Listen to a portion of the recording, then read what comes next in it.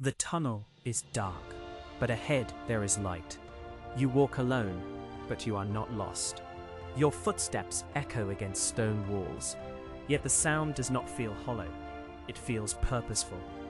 Each step forward is a choice. Each breath a declaration that solitude and abandonment are not the same thing. Most people fear being alone because they confuse isolation with rejection.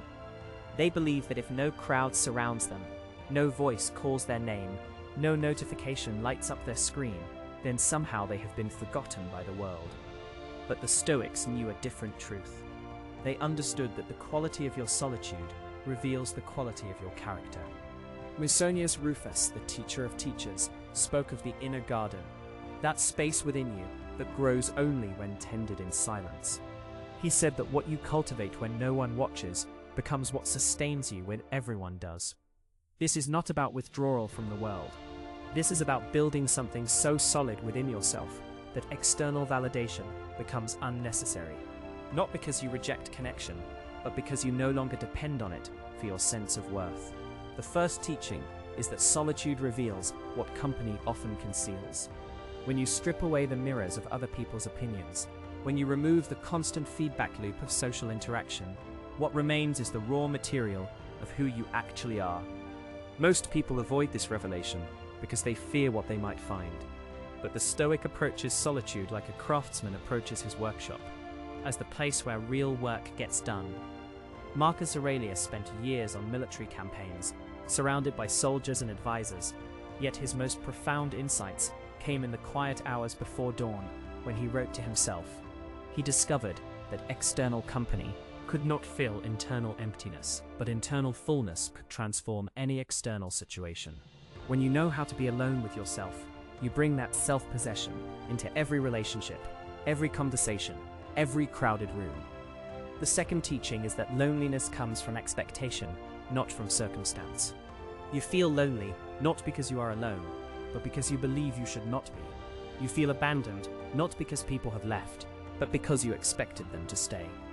The Stoic recognizes that this expectation, this demand that the world provide constant companionship, is itself a form of dependency that weakens rather than strengthens the soul.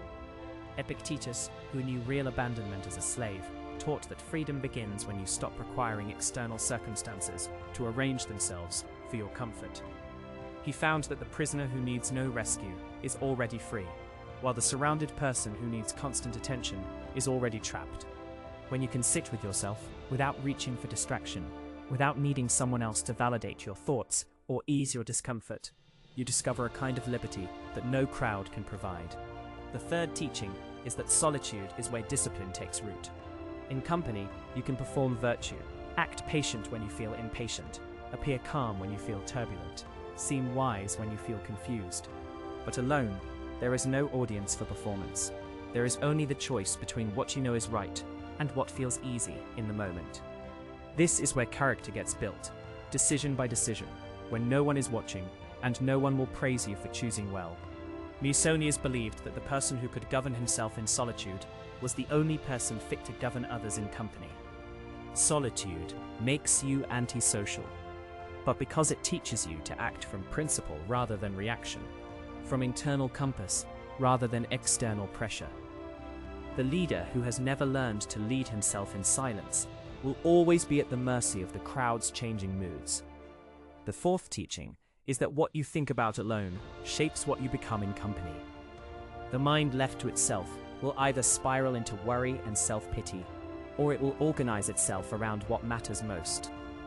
The Stoic uses solitude as training time, rehearsing responses to challenges, examining beliefs for logic and usefulness, strengthening mental muscles that will be tested when life gets difficult. This is not positive thinking or forced optimism. This is practical preparation. When you spend time alone clarifying your values, when you use silence to separate what you can control from what you cannot, when you practice accepting hard truths without drama, you build internal resources that serve you when external pressures mount. The person who knows how to think clearly alone will think clearly under pressure. The fifth teaching is that true companionship begins with self-companionship. The person who cannot stand his own company will eventually become unbearable to others. He will demand from relationships what relationships cannot provide: constant validation, endless entertainment, the filling of an internal void that only internal work can address. But the person who enjoys his own thoughts, who finds his own company interesting rather than oppressive, brings richness rather than neediness to his connections with others.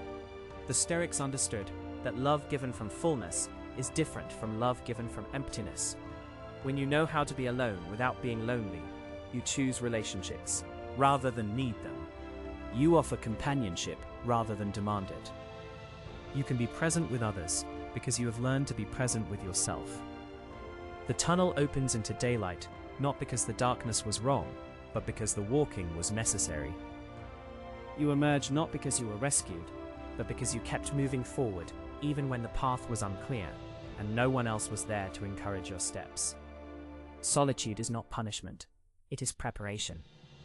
It is the space where you learn that your worth does not depend on external confirmation.